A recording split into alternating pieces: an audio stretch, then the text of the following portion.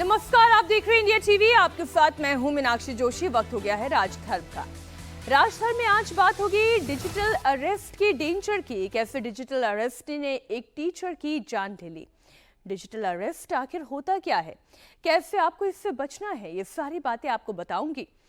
साथ ही आपको अरविंद केजरीवाल के नए एड्रेस, नए पते के बारे में भी बताऊंगी। दिखाऊंगी कि अरविंद केजरीवाल का नया आवास कैसा है और केजरीवाल ने अपने लिए बंगला नंबर 5 को ही क्यों चुना है। इसके साथ ही ईरान के नए प्लान के बारे में भी बताऊंगे। इजराइल पर अटैक के बाद ईरान के सुप्रीम लीडर ने क्या कहा, क्या ऑर्डर दिया, पूरी जानकारी होगी राजधर्म में। बिहार की तस्वीर आपके सामने होगी। बताऊंगी कैसे बाढ़ की विनाश लीला लगातार जारी है। लेकिन सबसे पहले बात ईरान और इजराइल के बीच जंग की। दो तस्वीरें मैं आपके सामने रखने जा रही हूं। इजराइल पर ईरान के अटैक के बाद पूरे मिडिल ईस्ट में इस वक्त तनाव का माहौल है। इजराइल लगातार हिजबुल्लाह के ठिकानों को तबाह कर रहा है और इसी बीच हिजबुल्लाह चीफ नसरल्लाह की मौत पर ईरान की राजधानी तेहरान में आज बड़ा कार्यक्रम आयोजित किया गया। इसमें ईरान के सुप्रीम लीडर खमेनेई भी शरीक हुए। आज जुमे का दिन है, आज शुक्रवार है और जुमे की नमाज को लेकर ईरान से लेकर भारत तक मस्जिदों में बड़ी संख्या में मुस्लिम समाज के लोग एकत्रित हुए। ईरान की राजधानी तेहरान की तस्वीर आप पहले देखें, जहां ग्रैंड मस्जिद के बाहर लोगों की इतनी भीड़ थी कि पूरी सड़क पटी हुई नजर आ रही है। पूरा मस्जिद परिसर पटा हुआ नजर आ रहा है। बड़ी संख्या में लोग वहां पर मौजूद थे, नसरल्लाह के समर्थन में नारेबाजी कर रहे थे। ये तो बात केवल ईरान की है, लेकिन केवल ईरान की राजधानी तेहरान में ही ये तस्वीर नहीं थी। एक तस्वीर भारत से भी आई। पहले बात तेहरान की। तेहरान की ग्रैंड मस्जिद में 5 साल के बाद ईरान के सुप्रीम लीडर अली खामेनेई पहुंचे, जहां उन्होंने हिजबुल्लाह चीफ नसरल्लाह की याद में आज नमाज अदा की। इसके बाद उन्होंने ग्रैंड मस्जिद में मौजूद हजारों की भीड़ को संबोधित किया।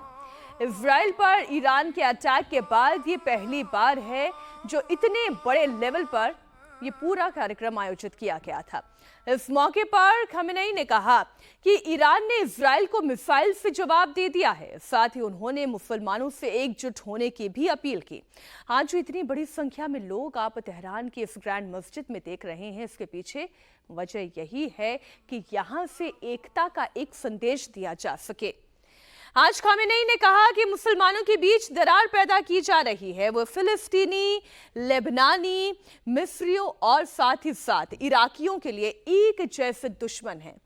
वे यमन और सीरियाई लोगों के दुश्मन हैं और हमारा दुश्मन एक है।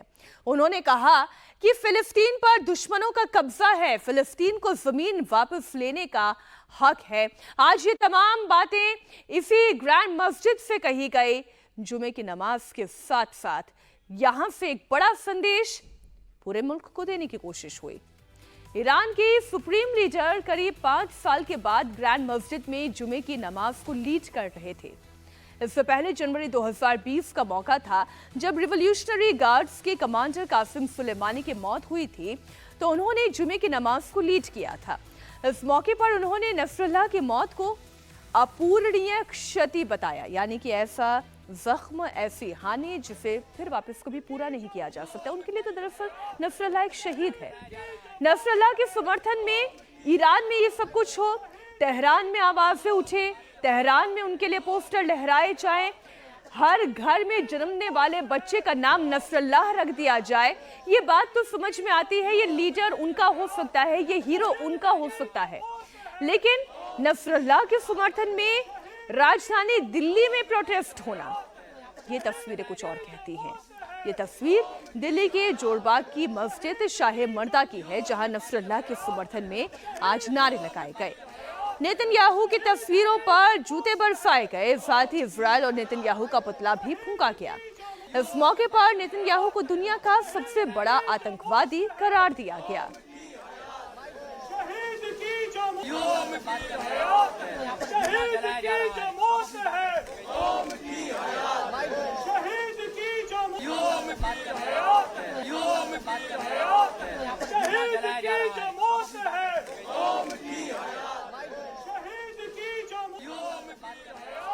ये तस्वीरें भारत के लिए थोड़ी चिंताजनक इस लिहाज से हो सकती हैं कि भारत इजराइल का मित्र देश है, अमेरिका इजराइल का मित्र देश है। भारत का स्टैंड हमेशा से आतंकवाद के खिलाफ रहा है और ऐसे में इजराइल हमेशा से नसरुल्लाह को एक आतंकी और उसके संगठन हिजबुल्लाह को आतंकी संगठन करार देता आया है। एक तरफ जहां इजराइल के खिलाफ नारेबाजी हो रही है, भारत में नेतन्याहू के पोस्टर जलाए जा रहे हैं, तो वहीं दूसरी तरफ नसरुल्लाह को श्रद्धांजलि की भी ये तस्वीरें सामने हैं। कैंडल जलाकर लोगों ने नसरुल्लाह की मौत के खुतबे पढ़े और हाथों में पोस्टर लेकर जिंदाबाद के नारे लगाए।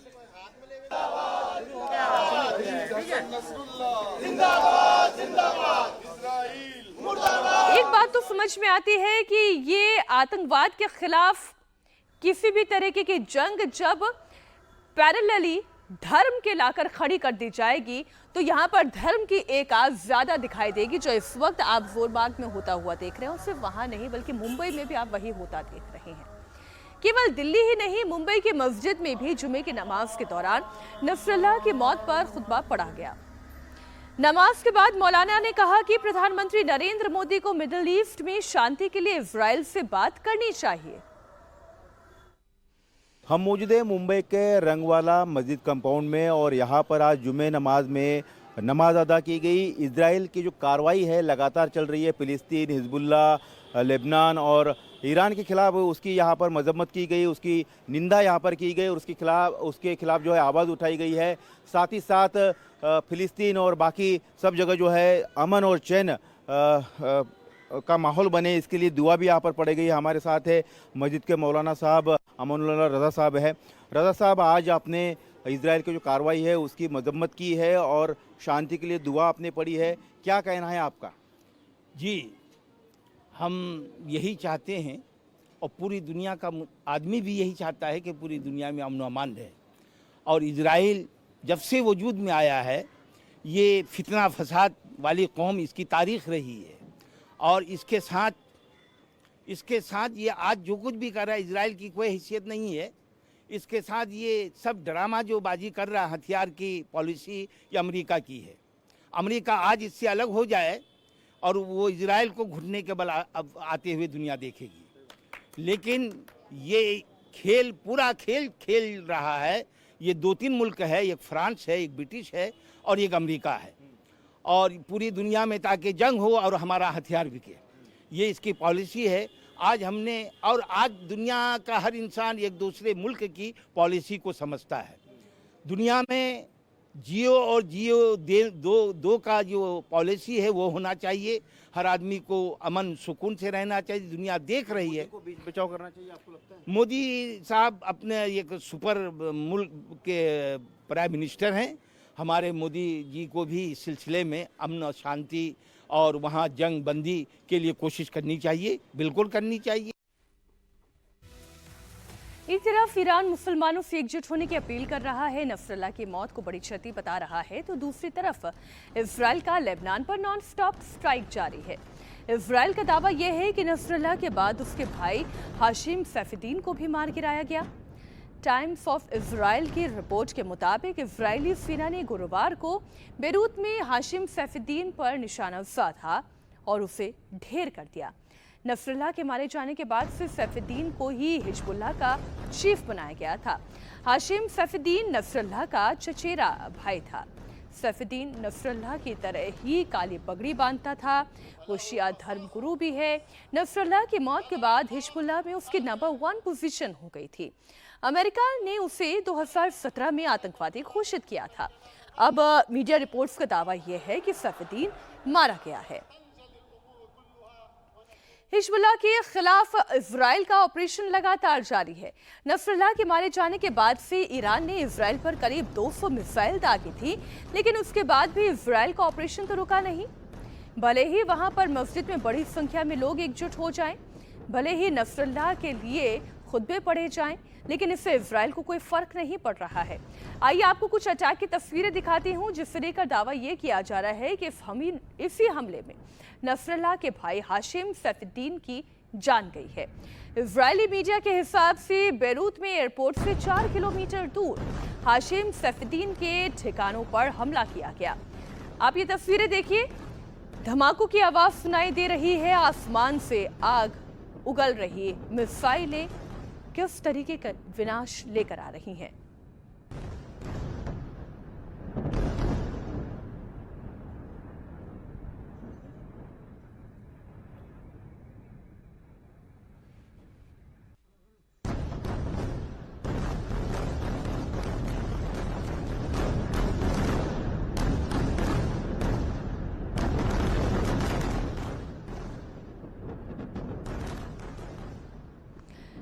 बेरूत में बीती रात एयरपोर्ट के बाद एक 10 से ज्यादा धमाके हुए। बेरूत एयरपोर्ट के पास ये बड़ा हमला हुआ। धमाकों के बाद आपस का ये जो पूरा आसपास का इलाका था वो धुएं के गुबार से पच गया। धमाकों से हुए नुकसान का अभी तक पूरा आकलन तो नहीं लग पाया है, लेकिन हाँ भीषण धमाका है। इसके बाद ये तो कहा जा सकता है कि वहां पर जो कोई भी मौजूद होगा या वहां पर जो कुछ भी कंस्ट्रक्शन होगा वो तो सब कुछ तबाह हो चुका होगा। लपटें बहुत ज्यादा हैं, धुआं बहुत ज्यादा है।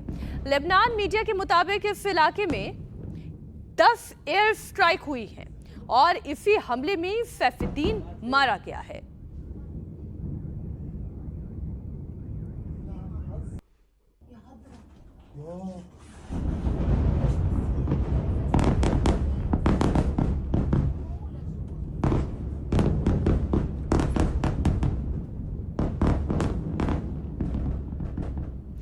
इजराइल ने 2 महीने के भीतर हिजबुल्लाह की पूरी लीडरशिप को खत्म कर दिया है। नसरुल्लाह फैमिली को भी इजरायली सेना ने टारगेट किया है। 27 सितंबर को हिजबुल्लाह के हेडक्वार्टर पर 80 टन बम से हमला किया गया था। इसमें चीफ हसन नसरुल्लाह मारा गया था। इस हमले में हसन नसरुल्लाह की बेटी जैनब भी मारी गई थी। नसरुल्लाह के दामाद हसन जाफर कासिर की मौत हो गई थी। मीडिया रिपोर्ट्स के मुताबिक सीरिया के दमिश्क शहर के करीब हवाई हमले में उसकी मौत हुई है और अब नसरुल्लाह के भाई हाशिम सैफुद्दीन की मौत का भी दावा किया जा रहा है।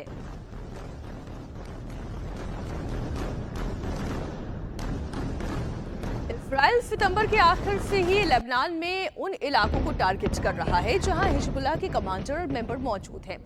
साउथ लेबनान में फास्फोरस बम का इस्तेमाल करके विस्फोट किए जा रहे हैं। इजरायली हमलों से लेबनान में बीते 24 घंटे में 28 स्वास्थ्य कर्मी भी मारे गए हैं।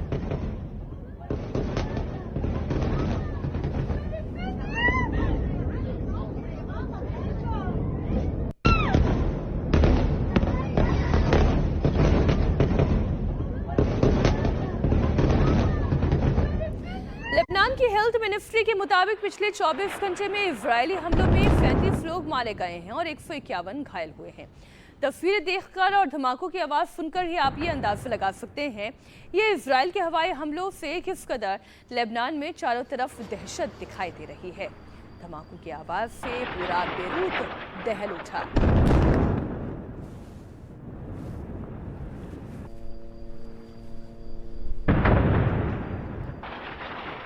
इजरायल को इस बात का फर्क नहीं पड़ता है कि ईरान, लेबनान, इसके अलावा सीरिया, चाहे यमन, इन तमाम देशों की बात करें वो सब एक साथ हो जाएं। हर हाल में इजरायल अपने ऊपर हमला करने वालों से बदला जरूर लेता है और इसीलिए ये तस्वीरें आपके सामने आ रही है। लेबनान में इजरायल का ग्राउंड से लेकर आसमान तक हर तरफ ऑपरेशन चल रहा है। इजरायली सेना ने साउथ लेबनान में चल रहे ग्राउंड ऑपरेशन में हिजबुल्लाह के एक फील्ड कमांडर को मार गिराया। इजरायली डिफेंस फोर्स ने बताया कि एयरफोर्स के साथ ही एक जॉइंट ऑपरेशन में एयर स्ट्राइक के दौरान हिजबुल्लाह कमांडर की मौत हुई है। बेरूत एयरपोर्ट के पास रात को इजरायल ने एयर स्ट्राइक की। 10 से ज्यादा धमाकों में 9 लोगों की जान चली गई है। इजरायल ने हिजबुल्लाह से जंग में दक्षिणी लेबनान के 25 गांवों को खाली करने के लिए कहा है। इजरायल ने लोगों से उत्तरी लेबनान की तरफ जाने के लिए कहा है। इस लिस्ट में नबातियह शहर भी शामिल है जो साउथ लेबनान का सबसे बड़ा शहर है। इजरायल लगातार हिजबुल्लाह के ठिकानों पर बम बरसा रहा है, एयर स्ट्राइक कर रहा है। लगातार हिजबुल्लाह के ठिकानों को निशाना बनाया जा रहा है। बेरूत की बात कर लें तो यहाँ एयरपोर्ट के पास भीषण विस्फोट हुआ जिसकी धमक सुनाई दी इन तस्वीरों में भी।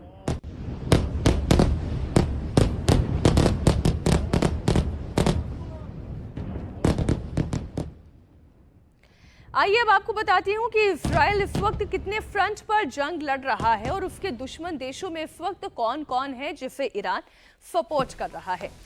सबसे पहली जंग इजराइल की गाजा से शुरू हुई, गाजा पट्टी पर, जहां पर लगातार जंग जारी है और हमास के साथ इस जंग के साथ इसका आगाज हुआ और फिर ये जंग लेबनान की तरफ छिड़ गई। लेबनान से लगातार जब हमले होने लगे तो इजराइल ने अगला फ्रंट लेबनान की तरफ खोला।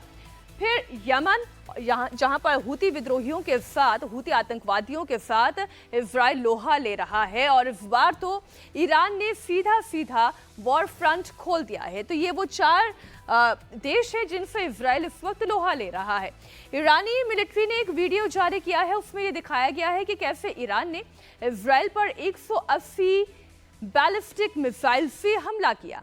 ये वीडियो आप देखें। इस वीडियो की लोकेशन की हालांकि अभी तक जानकारी तो पुष्ट नहीं हुई है। ये वीडियो ईरानी मिलिट्री ने जारी किया है, दूसरी किसी जगह से इसकी पुष्टि नहीं हुई है। इस हमले के बाद से पूरे मिडिल ईस्ट में भीषण जंग की आशंका पैदा हो गई है। इजराइल पर हमला करने के बाद ईरानी सोशल मीडिया हैंडल के इस तरह के कई वीडियो जारी हुए हैं। इनमें यह दावा किया जा रहा है कि इस हमले में इजराइल को बहुत बड़ा नुकसान पहुंचा है।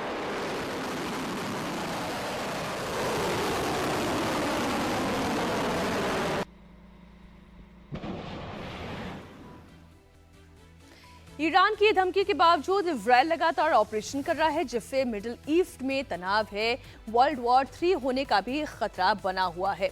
लेकिन अब मैं आपको एक और खतरे के बारे में बताने जा रही हूं जिसका शिकार आप और हम कभी भी हो सकते हैं। वो है डिजिटल अरेस्ट। जी हां, साइबर फ्रॉड। साइबर फ्रॉड की बातें आपने कई बार सुनी होगी, हो सकता है आप भी कई बार, एक बार या हो सकता है आपके जानने वाले कभी डिजिटल फ्रॉड का शिकार हुए होंगे। डिजिटल अरेस्ट की घटना तेजी से बढ़ती जा रही है। अब उत्तर प्रदेश का आगरा हो या फिर मेरठ हो, सीतापुर हो या फिर कोई और शहर, दिनों दिन डिजिटल अरेस्ट का ट्रैप बढ़ता जा रहा है। यह खबर आपके लिए बहुत इंपॉर्टेंट है क्योंकि यह खबर सावधान करने वाली है, आपको चेताने वाली है। आगरा में डिजिटल अरेस्ट की पहली मौत का मामला सामने आया है। आगरा में एक सरकारी स्कूल की टीचर को 4 घंटे तक डिजिटल अरेस्ट किया गया। पुलिस इंस्पेक्टर की वर्दी में व्हाट्सएप कॉल करने वाले ने कहा, तुम्हारी बेटी सेक्स रैकेट में पकड़ी गई है, उसे छुड़वाना है तो 1 लाख रुपए भेजो, नहीं तो वीडियो वायरल कर देंगे। इससे टीचर परेशान हो गई। उन्होंने बेटे को 1 लाख रुपए ट्रांसफर करने के लिए कहा। टीचर जब स्कूल से घर पहुंची तो उनकी तबीयत बिगड़ी और फिर उनकी मौत हो गई। घर वाले कह रहे हैं हार्ट अटैक की वजह से ही उनकी जान गई है।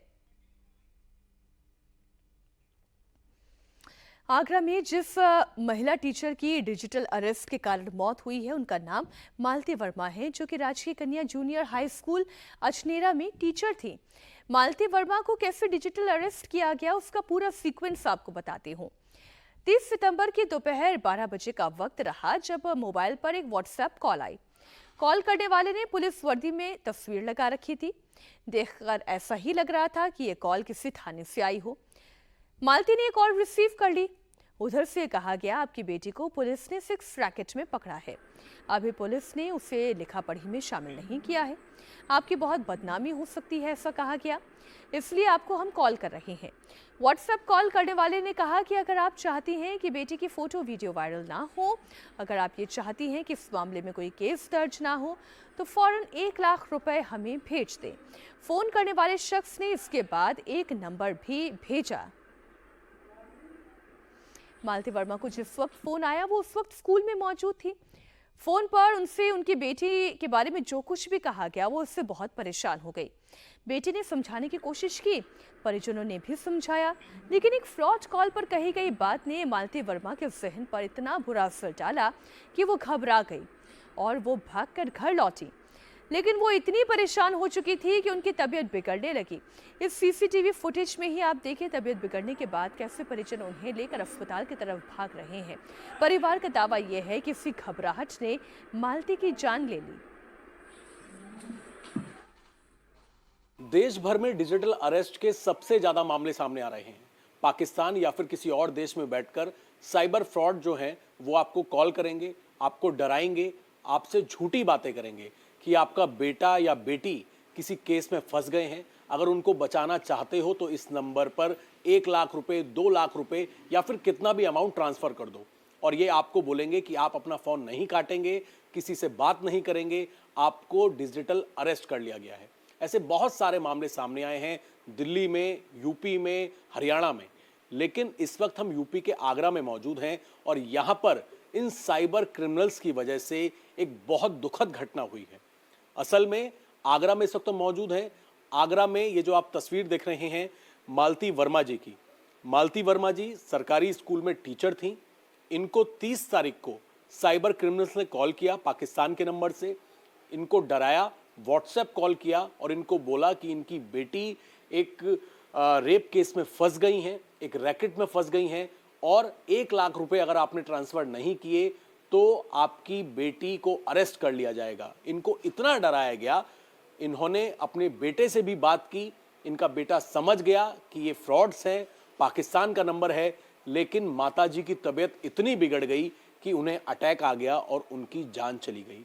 फिलहाल घर में मातम का माहौल है। तस्वीर आप देख सकते हैं, पूरे परिवार के लोग यहाँ पर बैठे हुए हैं जो बहुत हैरान हैं कि एक हंसता खेलता परिवार, सरकारी स्कूल की टीचर, किस तरीके से साइबर क्रिमिनल्स ने उन्हें मेंटली टॉर्चर किया और परेशान होकर पैनिक में उनकी मौत हो गई। हमारे साथ दीपांशु मौजूद हैं। दीपांशु बेटे हैं मालती जी के। दीपांशु, ये बताइए सबसे पहले किस दिन की घटना है? सर ये कितने बजे क्या कॉल आया माता जी का? सर ये 30 सितंबर की घटना है और तकरीबन 12 बजे जब मम्मी स्कूल में थी तो 12 बजे उनके पास एक कॉल आया कि मैं इंस्पेक्टर पी विजय कुमार बोल रहा हूं और आपकी जो बेटी है वो एक सेक्स रैकेट में फंस गई है और अगर आप उसे बिना किसी बेइज्जती के, बिना किसी उसके अगर आप उसे छुड़वाना चाहते हैं तो मैं आपको एक नंबर दे रहा हूं, इस नंबर पे आप बात कीजिए। और मालती वर्मा को जिस नंबर से कॉल आया था वो नंबर भी इस वक्त आपके सामने है। इस नंबर की शुरुआत में +92 कोड लगा हुआ है। ये कोड किसी पड़ोसी मुल्क यानी कि पाकिस्तान का ही है। साथ में एक पुलिस अधिकारी की फोटो भी लगी हुई है। इस नंबर से ही मालती वर्मा को 30 सितंबर को दोपहर 12 बजे कॉल आया था। 15 मिनट के अंदर अंदर उनके फोन पर कई बार कॉल आया। फोन करने वाला ठग बार बार उन्हें धमकी देता रहा कि अगर जल्दी पैसा ट्रांसफर नहीं किया तो वो उनकी बेटी की जिंदगी खराब कर देगा। इस बात का असर मालती वर्मा पर इतना ज्यादा हुआ कि उन्हें एंग्जाइटी पेन होने लगा। हालांकि बेटी ने उन्हें भरोसा दिलाया था कि कुछ भी नहीं होगा, कॉल करने वाला फ्रॉड है, लेकिन महिला टीचर इतनी घबरा चुकी थी कि वो कोलैप्स कर गई। उनकी पत्नी को एक कॉल आता है जो कि स्नेरा में टीचर थी कि आपकी बेटी की स्कैंडल में पकड़ी गई है और आप अभी 1 लाख रुपए दे दीजिए तब हम आपकी बेटी को रिहा करेंगे। इस पर वो बहुत परेशान हो जाती हैं। जब घर आती हैं तो उनकी बेटी भी उनको घर पे मिलती है और 15 मिनट के बाद डिप्रेशन में हृदय गति रुक जाने के कारण उनको एसएन हॉस्पिटल लेके जाया जाता है जहाँ पे उनको डेड डिक्लेयर कर दिया जाता है। बाद में पुष्पांजलि हॉस्पिटल भी लेके जाते हैं जहाँ पे उनको डेड डिक्लेयर कर दिया जाता है। इसके बाद 1 तारीख को उनका क्रेमेशन कर दिया जाता है और आज इनके पति के द्वारा हमें सूचना दी गई और जब पूछने पर यह भी पता चला कि इसका इनका पोस्टमार्टम नहीं कराया गया है और पुलिस को कोई पहले सूचना नहीं दी गई थी। इन सभी को लेके तहरीर हमने ले ली है। इस पर पूरी जांच करा रहे हैं। जहां से नंबर आया सारी चीज़ों की हम लोग डिटेल्स निकालेंगे और इस पर आवश्यक कार्रवाई की जाएगी। जिस तरह से आगरा में मालती वर्मा को कॉल आई थी, ठीक उसी तरह की कॉल 26 सितंबर को मेरठ की रहने वाली मशहूर कवियत्री अनामिका जैन अंबर की माता जी यानी कि मदर इन लॉ यानी कि सास सरिता जैन को भी कॉल आई थी। ये कॉल भी पाकिस्तान के ही एक नंबर से थी। ये नंबर आज मैं आपको इसलिए राजधर्म में बता रही हूँ जिससे कि आप इस नंबर को नोट कर लें। अगर इस तरह की कोई फ्रॉड कॉल आए तो आप भी चेत जाएं। +923157918831। इस नंबर का जिक्र अनामिका ने अपनी सोशल मीडिया पोस्ट पर भी किया था। ये नंबर भी पाकिस्तान के ही कोड वाला है। अनामिका की सास सरिता जैन को किए गए इस कॉल में उनके बेटी सौरभ जैन को रेप और मर्डर में फंसाने की धमकी देकर 1 करोड़ रुपए की मांग की गई। अनामिका जैन के परिजनों ने इसकी शिकायत फौरन पुलिस से की। पुलिस ने कार्रवाई का भरोसा भी दिया, लेकिन जिस तरह से बेलगाम होते जा रहे साइबर अपराध के केसेस हम देख रहे हैं, ये जानलेवा हो चुके हैं। पुलिस के एक्शन से पहले आपकी सतर्कता होना बहुत जरूरी है।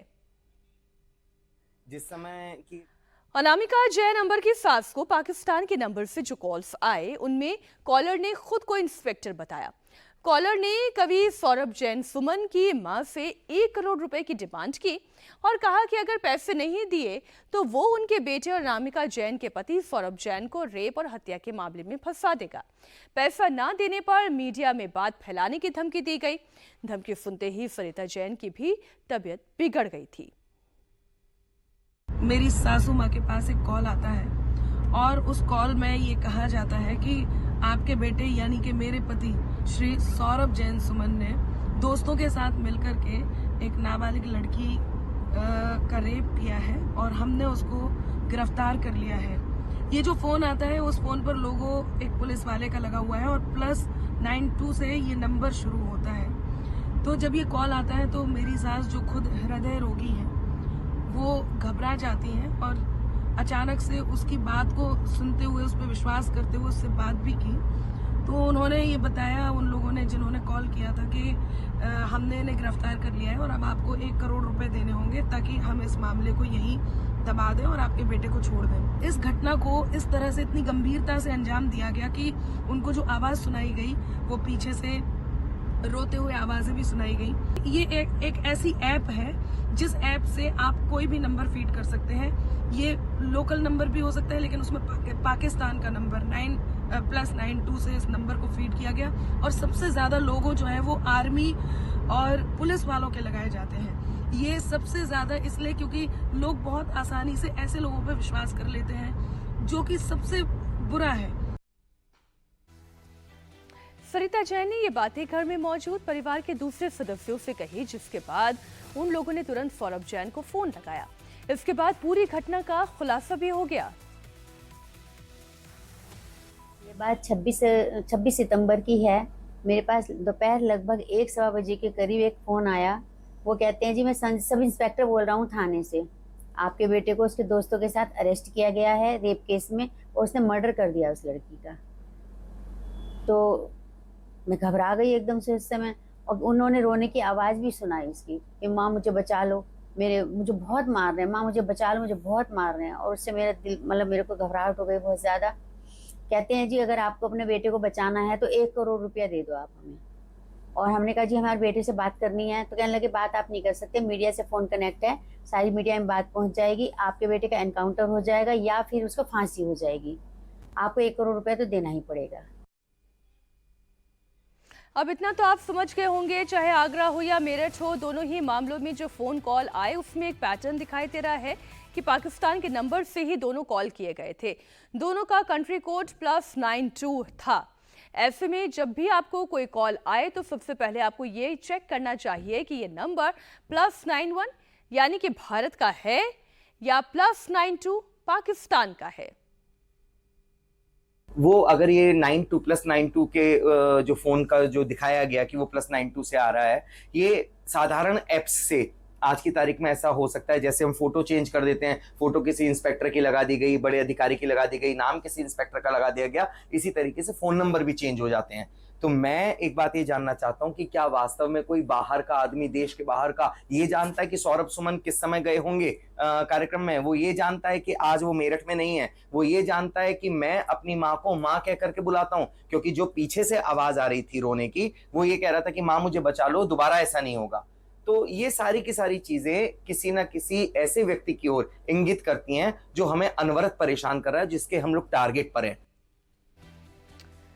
आइए अब मैं आपको बताती हूँ कि ये डिजिटल अरेस्ट आखिर होता क्या है। दरअसल डिजिटल अरेस्ट में किसी शख्स को ऑनलाइन माध्यम से डराया जाता है कि वो किसी सरकारी एजेंसी के माध्यम से अरेस्ट हो गया है, उससे पेनल्टी या जुर्माना देना होगा।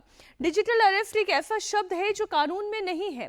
पिछले 3 महीने में दिल्ली एनसीआर में 600 मामले ऐसे आए हैं जिसमें 400 करोड़ रुपए की धोखाधड़ी हुई है। इसके अलावा कई सारे अनरिपोर्टेड मामले भी होते हैं। कई बार ऐसे मामले भी आते हैं जिसमें ठगी करने की कोशिश करने वाले कामयाब नहीं हो पाते। डिजिटल अरेस्ट के संगठित गिरोह का अभी तक खुलासा नहीं हुआ है, जिसकी वजह से डिजिटल अरेस्ट के मामले बढ़ते जा रहे हैं। डिजिटल अरेस्ट के मामले में लोगों को फंसाया कैसे जाता है वो भी आपको बताती हूँ। दरअसल इसमें ठगी करने के 4-5 तरीके होते हैं। जैसे किसी कुरियर का नाम लेकर इसमें गलत सामान आया है, कुरियर में ड्रग्स है जिसकी वजह से आप फंस जाएंगे, आपके बैंक खाते से किसी तरीके के ट्रांजैक्शन हुए जो फाइनेंशियल फ्रॉड रिलेटेड है, मनी लॉन्ड्रिंग, एनडीपीएस का डर दिखाकर अधिकतर उन लोगों को फंसाया जाता है जो पढ़े लिखे हैं और कानून के जानकार होते हैं। ऐसे लोगों को डराकर उनसे डिजिटल माध्यम से फिरौती मांगी जाती है। अगर उनके खाते में पैसे नहीं हैं तो उनको लोन दिलवाया जाता है। कई बार उनके पास लोन लेने वाले ऐप्स नहीं होते हैं तो उन ऐप्स को भी डाउनलोड कराया जाता है। कई बार तो 2 से 3 दिन तक डिजिटल अरेस्ट रखा जाता है। अब आइए आपको ये बताते हूं कि डिजिटल अरेस्ट के मामले में कैसे बचा जा सकता है, क्योंकि ये सबसे इंपॉर्टेंट है। सबसे पहले इस बात का बहुत ख्याल रखिए कि कोई भी सरकारी एजेंसी ऑनलाइन तरीके से पूछताछ नहीं करती है। सरकारी एजेंसी केवल फिजिकल तरीके से पूछताछ करती है। अगर किसी के साथ इस तरीके की घटना होती है तो वह 2 तरीके से इसे रिपोर्ट कर सकता है। साइबर फ्रॉड के हेल्पलाइन नंबर या फिर ईमेल के जरिए शिकायत दर्ज कराई जा सकती है। इसके अलावा आप किसी भी स्थानीय पुलिस को अपनी शिकायत दे सकते हैं। अगर आप पुलिस को 1 घंटे के अंदर अंदर जानकारी देते हैं तो ट्रांसफर किए गए पैसे को वापस पाने की संभावना भी बनी रहती है। आइए अब आपको एक और डिजिटल ठगी की खबर दिखाती हूं जो उत्तर प्रदेश के सीतापुर से आई है। यहां पर 2 सगे भाई मेहताब अंसारी और सादाब अंसारी फर्जी कॉपीराइट क्लेम के नाम पर ऑनलाइन ठगी का गेम खेल रहे थे। दोनों भाइयों ने मिलकर अब तक 600 से ज्यादा लोगों को अपना शिकार बना लिया है। आगरा के रहने वाले शादाब और मेहताब सोशल मीडिया पर उन लोगों को टारगेट करते थे जिनके फॉलोअर्स मिलियन में हो। फिर वो उनके अकाउंट में ऐसा लूपहोल ढूंढते तो जो मेटा के गाइडलाइंस के खिलाफ हो, तो फिर होता था इनका खेल। ये बल्क में फेक आईडी से अकाउंट के खिलाफ कंप्लेन कर उसे सस्पेंड करा देते थे। फिर ये अकाउंट रिस्टोर करने के नाम पर यूजर से मोटी रकम वसूलते थे। अगर उन्हें पैसे मिल जाते तो ये अपनी कंप्लेन वापस ले लेते, जिससे कि अकाउंट फिर से एक्टिव हो जाता। पुलिस ने शादाब और मेहताब के खिलाफ केस दर्ज कर उन्हें जेल भेज दिया है। पुलिस ने उनके पास से नकदी और 3 मोबाइल फोन भी बरामद किए हैं जो धोखाधड़ी में इस्तेमाल किए जा रहे थे।